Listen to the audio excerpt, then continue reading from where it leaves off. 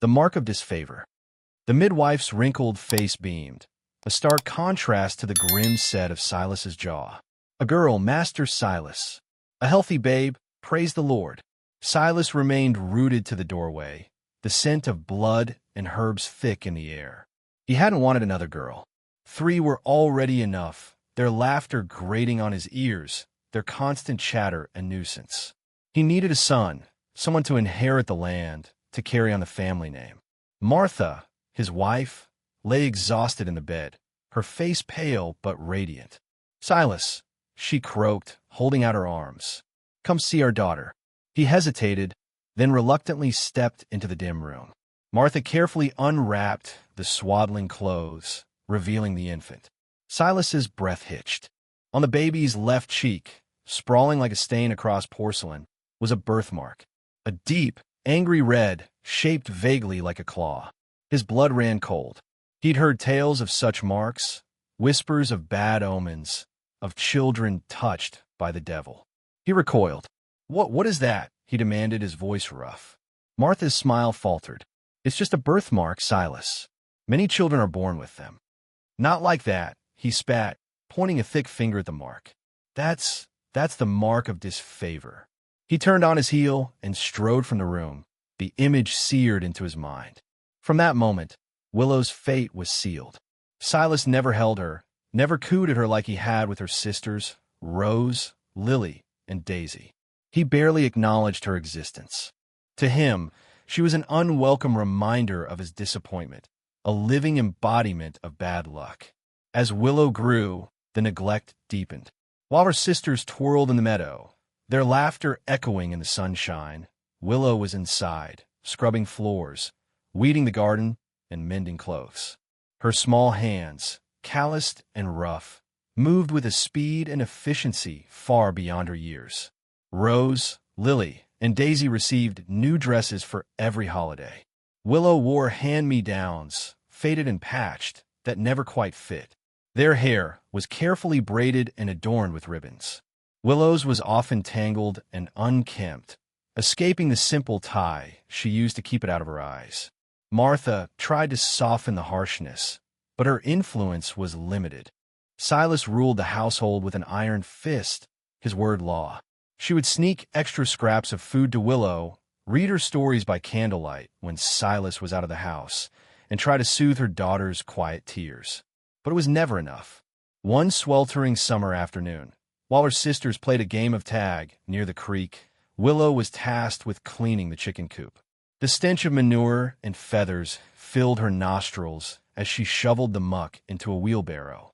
Sweat stung her eyes, and her back ached. She paused, leaning on the shovel, and watched her sisters. Their laughter was like birdsong, light and carefree. A sharp pang of longing pierced her heart.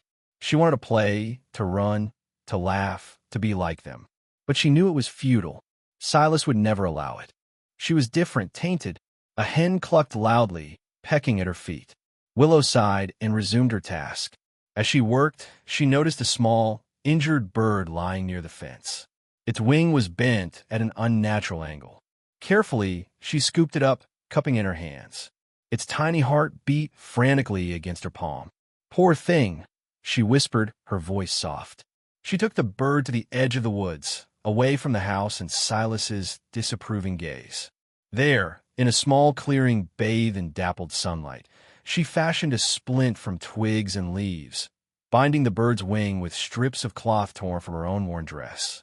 She returned to the clearing every day, tending to the bird. She brought it water in a hollow leaf and fed it crumbs of bread she'd managed to pilfer from the kitchen. Slowly, miraculously, the bird began to heal. It was in the woods that Willow found solace. The towering trees, the rustling leaves, the babbling brook, they were her sanctuary. The animals seemed to sense her gentle nature. Squirrels would scamper down branches to accept nuts from her hand. Deer would graze nearby, their large, brown eyes watching her with cautious curiosity. She learned the names of the plants, the calls of the birds, the secrets of the forest. The woods became her family, her friends, her escape from the cold reality of her life. One evening, as the sun dipped below the horizon, casting long shadows across the clearing. Willow released the bird. It hesitated for a moment, perched on her finger, then took flight, its wings strong and true. It soared into the sky, a tiny speck against the fiery sunset. Willow watched it go, a bittersweet ache in her chest. She was happy for the bird, but a part of her wished she could fly away too, to escape the mark of disfavor that haunted her every step. But she knew she couldn't. She was bound to this place, to this life, to this burden. All she could do was find solace in the small moments, in the quiet companionship of the woods, and wait for a future she couldn't yet imagine. A bargain struck. Dust devils danced across the parched earth, heralding the arrival of riders. Silas squinted, shielding his eyes.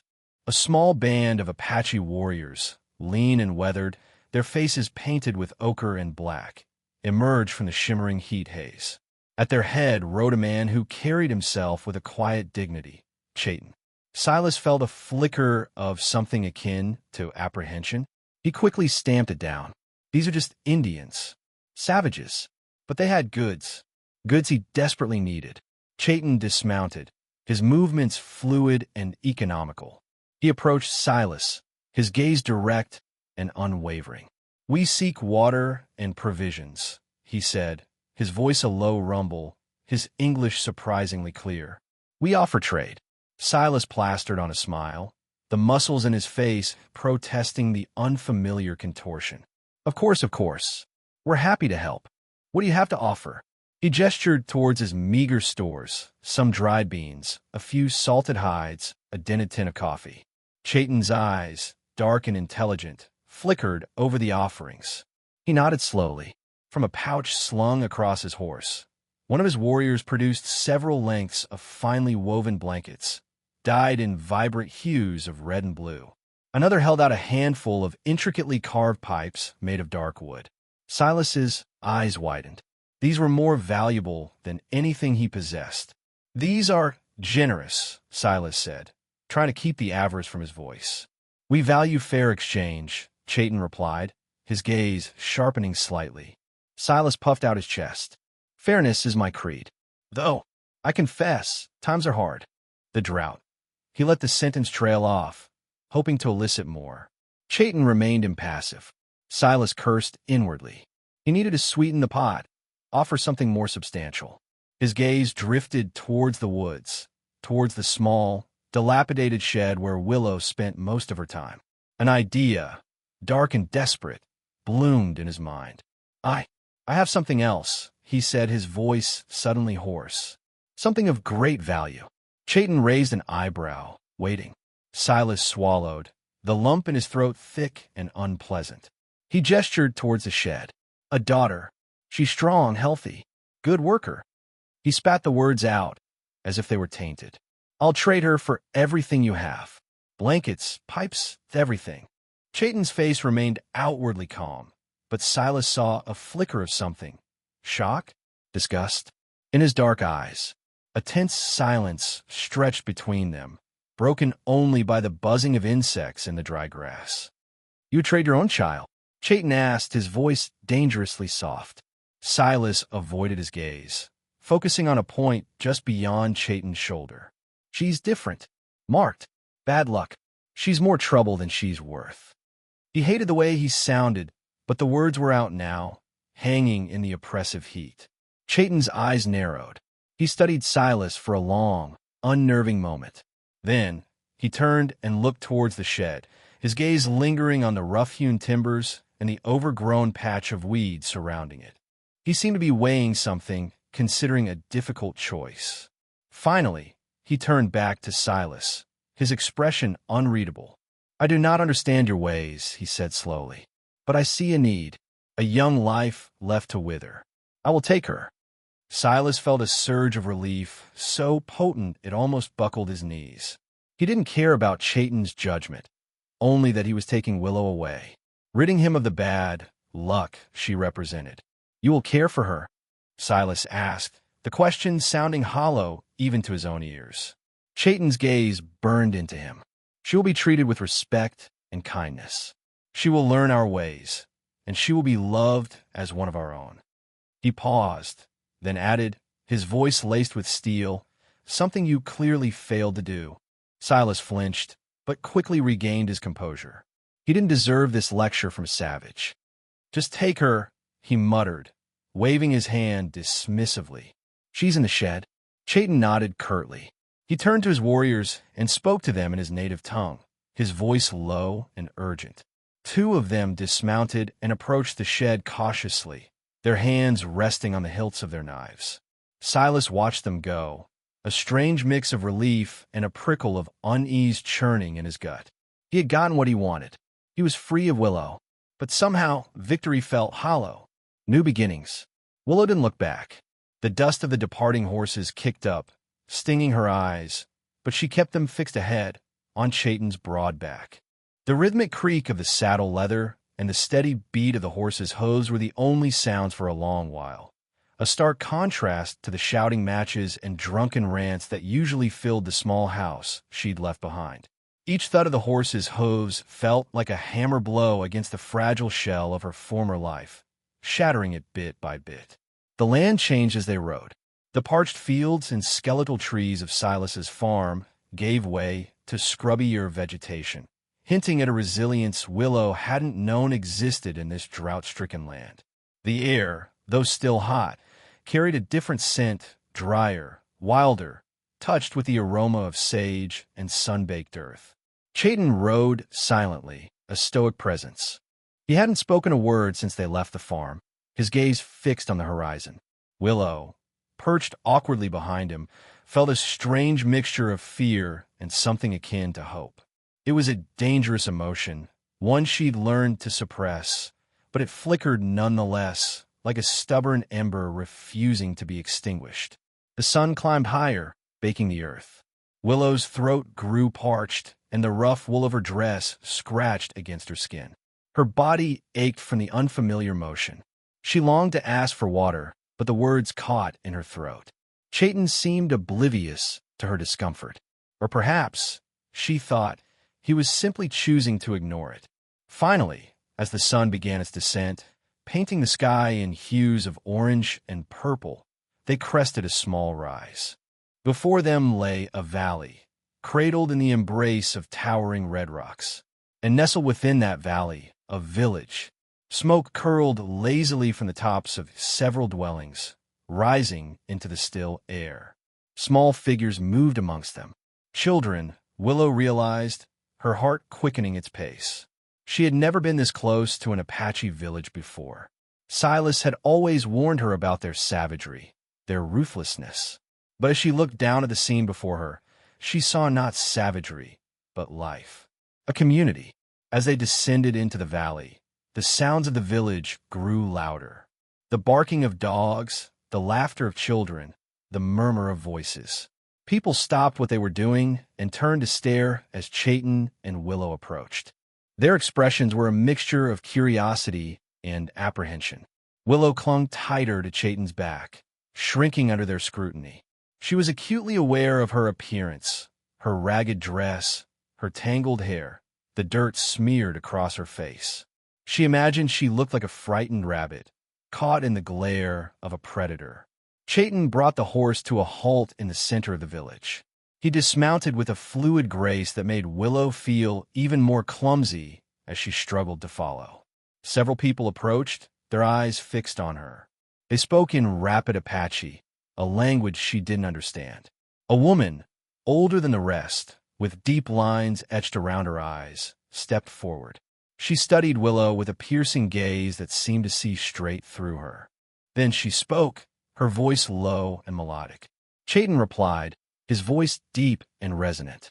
Willow watched their exchange, feeling lost and bewildered. She understood none of the words, but she sensed the weight of their conversation, the unspoken questions hanging in the air. When they were finished, Chayton turned to Willow. His expression was unreadable. He gestured towards one of the dwellings, a simple structure made of woven branches and mud. "Home," he said, his voice rough but not unkind. Willow hesitated. Home? This strange place, filled with unfamiliar faces, could never be home. But as she looked back in the direction they had come, towards the dust-choked horizon and the memory of her father's callous indifference, she realized that perhaps, just perhaps, a new beginning was possible. She took a tentative step towards the dwelling, her heart pounding in her chest. The woman who had spoken to Chayton placed a hand on her arm, her touch surprisingly gentle. She smiled, a small, fleeting gesture that offered a glimmer of warmth in the face of the unknown. Willow looked up at her, a question in her eyes. The woman simply nodded, then led her towards the dwelling. As she walked, Willow couldn't shake the feeling that she was stepping into a story that had already been written, a story she had no say in. But maybe, just maybe, she could learn to write her own ending. Nakoma's guidance. Nakoma's face, etched with a lifetime of sun and hardship, was a palimpsest of experience. Yet, her eyes offered a harbor of warmth, dissolving the frigid apprehension gripping Willow's insides. With a gesture, she invited Willow to sit on a small mat near her own. Chayton stood a respectful distance, a silent guardian. "You are welcome, little bird," Nakoma greeted, her voice a low, gravelly song, its meaning clear despite the alien words. Nakoma turned to Chayton, a rapid cascade of Apache flowing between them, her gaze flitting back and forth. A curt nod from Chayton was his only reply before he slipped into one of the dwellings, leaving Willow in the elder's presence. A wave of fear threatened to drown her, but Nakoma's gentle touch on her forearm calmed the rising tide. Pointing to herself, Nakoma stated, "Nakoma." Then, tilting her head inquisitively, she indicated Willow. "Willow," she offered, her voice a mere breath. The elder repeated the name, stumbling adorably over the unfamiliar W before beaming. "Willow. Good." Thus began Willow's initiation into an utterly unfamiliar existence, with Nakoma as her compass, Rosetta Stone, and steadfast guide. The initial days were a bewildering symphony of unfamiliar sounds and visions. With endless patience, Nakoma repeated names, pointing to objects, T's for wood, Dakai for man, Azza for woman. Willow wrestled with the sounds, her tongue feeling foreign and clumsy, but Nakoma's good humor remained unwavering. She would offer a soft chuckle, repeating the word until Willow achieved a reasonable approximation. Mealtimes were communal gatherings.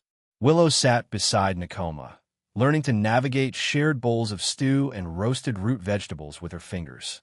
The fare, simple as it was, proved deeply nourishing, a far cry from the paltry portion she'd endured back home. She observed the other women as they prepared meals, crushing corn kernels with weighty stones, tending small vegetable patches, and harvesting herbs from the surrounding slopes. One afternoon, Nakoma led Willow away from the heart of the settlement, toward a craggy promontory overlooking the vast desert spread. The sun hammered down with unforgiving intensity, and sweat beaded quickly on Willow's brow. Nakoma, however, seemed immune. She indicated various plants, reciting their Apache names and expounding on their properties. "This," she announced, holding up a thorny cactus, Tsilkai, "good for burns." She demonstrated how to carefully extract the succulent pulp, dodging the sharp barbs. Another plant, adorned with delicate white blossoms, was gall dews, a remedy for stomach ailments. Willow listened intently, striving to commit the names and uses to memory. The sheer volume of information felt overwhelming, yet strangely invigorating. She was learning, evolving, transforming into something beyond the unwanted girl her father had deemed valueless. As dusk began to bleed across the horizon, igniting the sky with vibrant colors, Nakoma instructed Willow on the art of building a small fire. She collected brittle twigs and dry grasses, arranging them carefully in a miniature cone shape. Then, using 2 sticks and relentless friction, she sparked the tinder into life. Willow watched, utterly captivated. Such practical abilities had been entirely absent from her life, which had been relegated to the tedium of domestic chores and the constant anxiety of incurring her father's wrath. Now, she was acquiring the skills for survival, for self-sufficiency. That evening, huddled near the flickering flames, Nakoma began to weave tales. Though the words remained indecipherable, the emotions resonated clearly. Nakoma employed her hands to bring the stories to life, embodying animals, warriors, and spirits. Her voice ebbed and flowed, a tapestry of laughter and sorrow. Willow felt an odd kinship with this woman, a connection that bypassed the need for shared language. One story, in particular, seized Willow's imagination. Nakoma pointed towards the celestial canvas, tracing constellations in the night sky. She recounted the legend of a woman, betrayed and abandoned, who discovered strength and resilience within the untamed wilderness. This woman learned to hunt, to build, to defend her people. She rose to become a leader, a guardian. As Nakoma concluded her story, she turned to Willow, her eyes filled with a knowing sadness. Willow grasped the underlying essence, if not the precise details: survival, tenacity, and the inherent power of the human spirit. Later, as Willow lay on her mat within Nakoma's dwelling, she pondered her former existence. While the memories still held an edge of pain, their power had diminished. She was no longer the helpless figure trapped within her father's home. She was Willow, grappling with a new language, adapting to a new world, and forging her own narrative. And with Nakoma's tutelage, she felt certain that she would discover her own strength, her own grit, her own voice. Finding her place. The desert air, once stinging with the memory of rejection, now tasted of sage and wood smoke, a comforting balm against Willow's lingering anxieties. Nakoma's gentle insistence, her unwavering belief in Willow's potential, chipped away at the girl's ingrained sense of worthlessness. Each sunrise brought a new lesson, a fresh challenge, and a subtle shift in Willow's perception of herself. One crisp morning, Nakoma led Willow to a corral where a small, sturdy Mustang stood patiently. The horse, a dun with a flaxen mane and tail, watched Willow with intelligent, placid eyes. "This is Sheila," Nakoma said, her hand resting on the Mustang's broad back. "She is strong, but gentle. She will teach you much." Willow reached out hesitantly, her fingers brushing against Sheila's soft muzzle. She had never been so close to a horse before, let alone considered riding one. Fear mingled with a thrill of anticipation. Chayton, ever the silent guardian, stood nearby, his presence a reassuring anchor. He offered Willow a hand up, his dark eyes conveying a quiet confidence in her ability. With his help, she awkwardly mounted Sheila. The horse shifted slightly beneath her, but remained calm. "Relax," Nakoma instructed, her voice soothing. "Feel her movements. She will respond to your touch, to your intentions." The first few attempts were clumsy. Willow struggled to find her balance, her muscles tense. Sheila, sensing her rider's unease, moved with exaggerated caution. But with Nakoma's patient guidance and Chayton's watchful presence, Willow gradually began to find her rhythm. She learned to use her legs to communicate with Sheila, to guide her movements. Soon, they were walking, then trotting around the corral. A triumphant grin spread across Willow's face. The wind whipped through her hair, carrying away the last vestiges of her self-doubt. Riding became a daily ritual. Willow and Sheila explored the rugged terrain surrounding the village, their bond deepening with each shared adventure. Willow learned to trust Sheila's instincts, to rely on her sure-footedness as they navigated rocky trails and sandy washes. Nakoma also began to teach Willow the secrets of the desert landscape. They walked for hours, Nakoma pointing out edible plants, explaining their medicinal properties. Willow learned to distinguish between the tracks of different animals, the delicate prints of deer, the bold markings of mountain lions, the telltale signs of rabbits and rodents. She learned to read the stories etched in the earth, to understand the intricate web of life that thrived in this seemingly harsh environment. Chayton, though sparing with words, often joined them on these excursions. He showed Willow how to set snares, how to start a fire with flint and tinder, how to find water in the driest of places. His lessons were practical, his demonstrations precise. He respected Nakoma's wisdom and Willow's eagerness to learn. He saw in Willow a resilience that mirrored his own, a quiet determination to overcome adversity. As the days turned into weeks, Willow's transformation became undeniable. Her skin tanned under the desert sun, her muscles strengthened, her eyes sparkled with newfound confidence. The timid, withdrawn girl who had arrived at the village was gone, replaced by a strong, capable young woman who embraced life with both hands.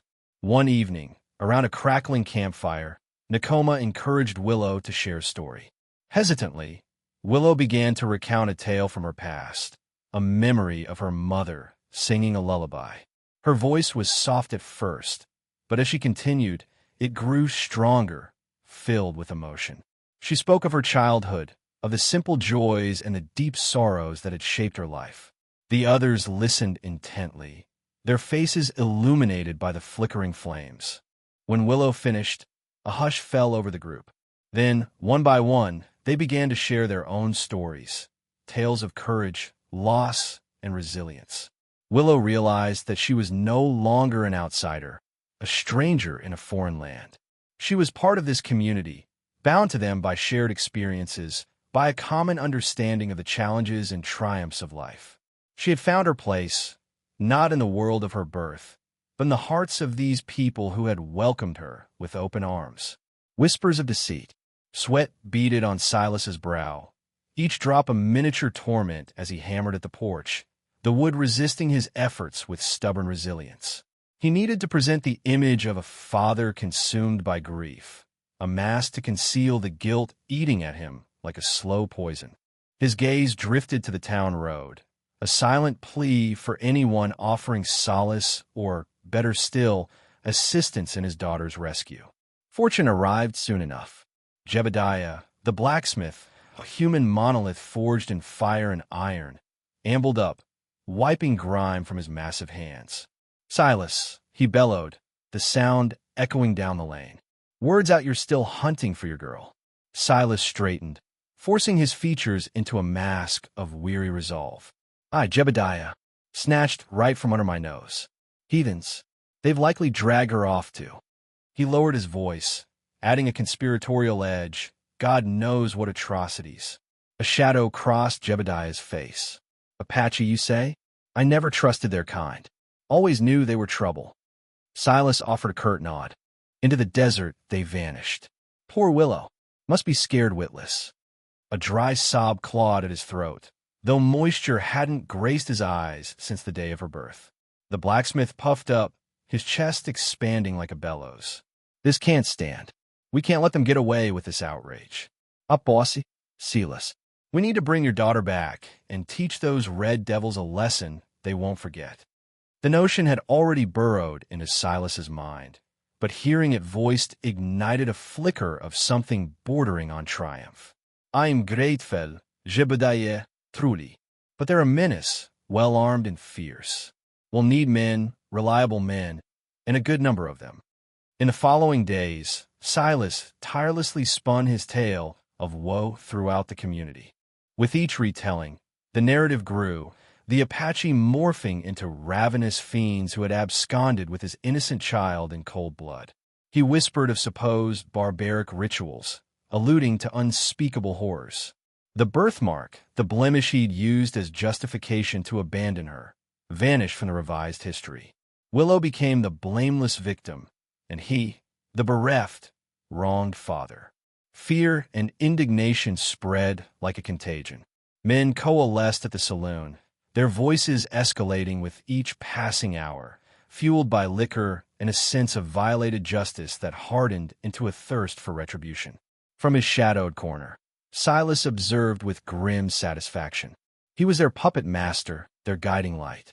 Eventually, a strategy emerged. At dawn, a group of 20 men, armed to the teeth and eager for bloodshed, would ride out. They would locate the Apache encampment, liberate Willow, and mete out swift, unwavering punishment. That evening, clustered around a roughly drawn map in the saloon's dim backroom, the posse put the finishing touches on their strategy. Silas jabbed a finger at a spot marked with a crude mountain sketch. "That's their location. near the spring. We'll surround the village before they even detect us. No merci. A younger man, barely out of boyhood, piped up, his voice betraying a tremor. What about the women and children, Mr. Silas? Silas leveled a frigid stare at him. They're all savages, boy. Don't ever forget that. They deserve whatever fate awaits them. He paused, injecting a dose of counterfeit grief. Remember, we're doing this for Willow. We're bringing her home. He scanned their resolved faces, illuminated by the wavering lamplight, and felt a surge of dark elation. He had orchestrated them, manipulated their fears and biases, and now they stood poised to execute his will. He had unleashed a tempest, and he would stand aside and watch it devour everything in its path. He suspected, deep down, that Willow was likely flourishing, forgetting him, but his vanity wouldn't permit it. She was his possession, and no band of savages would keep her from him. He would reclaim her, even if it meant staining the desert crimson with Apache blood. Under attack, the war cries started low, a guttural rumble that vibrated through the earth and up into Willow's bare feet. She knew that sound. It wasn't the celebratory cry of a successful hunt or a playful challenge between warriors. This was fear, laced with fury. The dogs barked in frantic unison, their howls swallowed by the rising tide of screams. Willow bolted from Nakoma's lodge, her heart a frantic drum against her ribs. The air tasted of dust and something else, something metallic and acrid. Smoke. The sky, moments ago a clear, endless blue, was now bruised with black tendrils. She saw them then. A horde of men on horseback, faces contorted with rage, their rifles spitting fire. They rode through the village like a storm, trampling teepees, firing indiscriminately. The air crackled with the sharp reports of gunfire, punctuated by the sickening thud of bodies falling. Her breath hitched. This wasn't a raid. This was a massacre. Nakoma emerged from the lodge, her face a mask of grim determination. She grabbed Willow's arm, pulling her towards the edge of the village, towards the cover of the whispering pines. Go, Willow! To the canyon. Hi! But Willow couldn't. She couldn't abandon Nakoma, couldn't leave her new family to face this carnage alone. I can help, she yelled, her voice barely audible above the chaos. Nakoma searched her face, seeing something more than fear there, something steely and resolute. A flicker of pride crossed her features before she spoke, her voice sharp and urgent. Then stay close. Use what you know. Protect the children. Willow nodded, her fear hardening into a cold resolve. She scanned the chaos, her mind racing. The posse was focused on the heart of the village, their horses struggling on the uneven ground between the lodges. They were loud, reckless, their movements predictable. She spotted a group of children huddled near a smoldering teepee, their faces streaked with dirt and tears. She darted towards them, her bare feet silent on the earth. Come on, she urged, her voice low but firm. Follow me. She led them towards the creek, using her knowledge of the terrain to guide them through a maze of rocks and thorny bushes. She remembered Chayton's lessons, how to read the land, how to move unseen. As they reached the creek, a bullet whizzed past her ear, clipping a branch above her head. She pushed the children behind a large boulder, shielding them with her body. Peeking over the top, she saw a lone rider bearing down on them, his face a mask of hatred. She grabbed a handful of stones, remembering Chayton's practice throws. She aimed, inhaled, and released, sending the stones flying. One struck the rider's horse in the flank, causing it to rear in surprise. The rider lost his balance, tumbling to the ground. It was a temporary reprieve. More riders were coming. Suddenly, Chayton appeared, a silent shadow emerging from the trees. He moved with a grace and speed that belied his size, drawing the posse away from the children. He wielded his tomahawk with deadly precision, his movements economical and lethal. Willow watched in horror as one of the riders leveled his rifle at Chayton. She screamed, but it was too late. A deafening blast echoed through the canyon, and Chayton staggered, clutching his shoulder. Crimson blossomed on his buckskin shirt. Chayton! Willow cried, her voice raw with fear. She scrambled towards him, ignoring the renewed gunfire. He managed a weak smile, his eyes filled with pain, but also with a strange calmness. "Go, Willow," he gasped, his voice barely a whisper. "Help Nakoma. Help our people." He collapsed, his body crumpling to the ground. Choosing her family. Chayton's breath hitched, a ragged sound that ripped through the smoke-tinged air. The crimson stain blooming across his chest widened with each shallow inhale. "Go, Willow," he rasped, his eyes, usually so full of fire, now clouded with pain. "Save the others." But Willow couldn't. She knelt beside him, her fingers trembling as she pressed them against the wound. The rhythmic thud of approaching horses echoed in the distance, a terrifying counterpoint to the frantic beat of her own heart. "No," she said, her voice shaking. "I won't leave you." She ripped a strip of fabric from her own dress, ignoring the chill that nipped at her exposed skin. Years spent learning from Nakoma flooded back, a lifeline in the chaos. She remembered the poultice for staunching blood, the wild herbs that grew near the creek, the pressure points to slow the bleeding. "Hold this," she instructed, pressing the makeshift bandage against his wound. "Tight." Ignoring his protests, she scrambled towards the creek, the acrid smell of burning wood stinging her nostrils. Her hands, numb with cold and fear, fumbled as she gathered the leaves of yarrow and plantain. She chewed them quickly, creating a paste, the bitter taste grounding her, forcing her to focus. Returning to Chayton, she gently removed the blood-soaked cloth and applied the poultice. He groaned, his body arching in pain. "Willow, it is too late." "It's not too late," she insisted, her voice firm despite the tremor in her hands. She bound the wound tightly with another strip of cloth, praying to any spirit that would listen. Time seemed to stretch, each second an eternity as she watched him, her breath held captive in her chest. Slowly, his breathing steadied. The frantic fluttering of his eyelids calmed. Color began to return to his ashen face. He looked at her, a flicker of his old fire rekindled in his eyes. "You saved me," he whispered, his voice still weak but laced with awe. She managed a watery smile. "Not yet. I haven't," she said. "We still have to get out of here." A horse's whinny, close and distinct, shattered the fragile peace. Willow's head snapped up. They were coming. "We need to move," she said, pulling him into a sitting position. "Can you walk?" He gritted his teeth, testing his weight. "I can try." Just as they were about to move, a voice boomed through the trees, a voice that sent a shard of ice through Willow's heart. "Willow! Willow, where are you?" It was Silas. He emerged from the trees, his face grim, his eyes scanning the devastation. Behind him stood a group of men, armed and wary. He spotted her, and his expression softened, a flicker of relief crossing his features. "Willow, thank God you're alive. Come home, daughter. This isn't your place." He took a step towards her, his hand outstretched. Chayton stiffened beside her, his hand instinctively reaching for the knife at his hip. Willow stood her ground, her gaze unwavering. The smoke stung her eyes, the screams of the dying echoed in her ears, but her resolve remained firm. This was her place. These were her people.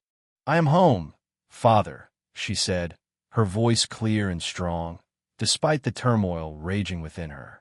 Silas's face hardened. "Don't be foolish, Willow. These savages, they've twisted your mind. Come with me. I'll take you back to a proper life." "They have given me a life, Father," she retorted, stepping closer to Chayton, shielding him with her body. "One you never could. One where I am valued, respected, loved." "Loved? They stole you," Silas roared, his face contorted with rage. "They filled your head with lies." Willow shook her head. "The only lies I've ever heard came from you. You abandoned me. They took me in. They're my family." She reached out and took Chayton's hand, lacing her fingers through his. "This is my family." The look on Silas's face was one of pure, unadulterated fury. "You choose them over me? After everything? You made this choice for me, Father, the day you left me at their doorstep." Willow's voice was resolute.